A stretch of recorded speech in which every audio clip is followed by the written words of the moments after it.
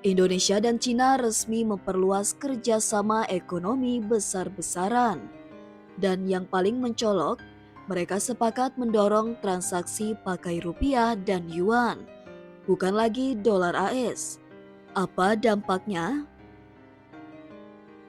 Pada 25 Mei 2025, Presiden Prabowo Subianto menerima Perdana Menteri Cina Li Qiang di Istana Merdeka, Jakarta. Salah satu hasil terpenting kunjungan itu adalah penandatanganan MOU antara Bank Indonesia dan People's Bank of China. Penandatanganan dilakukan langsung oleh Gubernur BI Peri Warjio dan Gubernur PBOC Pan Gongseng, disaksikan oleh dua pemimpin negara. MOU ini menekankan satu hal penting, penggunaan mata uang lokal dalam transaksi bilateral.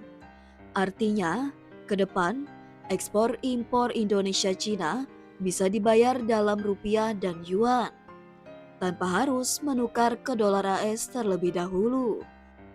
Ini mencakup transaksi berjalan, transaksi modal, transaksi keuangan. Bahkan, akan ada mekanisme pelaksanaan teknis lewat pedoman resmi. Langkah ini adalah bagian dari tren global, dedolarisasi, pengurangan ketergantungan pada mata uang dolar AS. Manfaat bagi Indonesia, mengurangi resiko fluktuasi nilai tukar USD, meningkatkan efisiensi biaya transaksi, memperkuat stabilitas keuangan nasional. Dan bagi Tiongkok, ini mendukung ambisinya menjadikan yuan sebagai mata uang global alternatif. Selain kerjasama mata uang lokal, Indonesia dan Cina juga menandatangani 3 nota kesepahaman besar lainnya. 1. Kerjasama kebijakan pembangunan ekonomi oleh Dewan Ekonomi Nasional RI dan Komisi Reformasi dan Pembangunan Nasional Tiongkok. 2. Penguatan industri dan rantai pasokan. MOU antara Kemenko Perekonomian RI dan Kementerian Perdagangan RRT. 3. Two Countries Twin Park. Kerjasama kawasan industri antara Indonesia dan Provinsi Fujian, Cina. Total nilai proyek kerjasama yang dijajaki 163 triliun rupiah.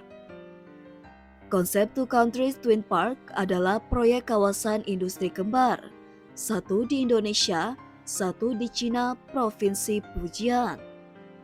Keduanya akan terhubung secara langsung melalui rantai pasok dan infrastruktur digital. Tujuannya, meningkatkan investasi dua arah, transfer teknologi, kolaborasi industri strategis seperti manufaktur dan logistik. Langkah Indonesia dan Cina ini bisa berdampak lebih luas, menggoyang dominasi dolar AS di perdagangan internasional, mendorong negara lain ikut melakukan local currency settlement atau LCS, mempererat posisi Indonesia dalam peta geopolitik Asia. Apalagi, Cina adalah mitra dagang terbesar Indonesia selama lebih dari 1 dekade terakhir.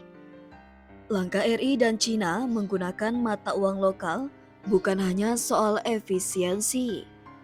Ini soal kedaulatan ekonomi, soal menentukan arah sendiri di tengah dunia yang makin multipolar.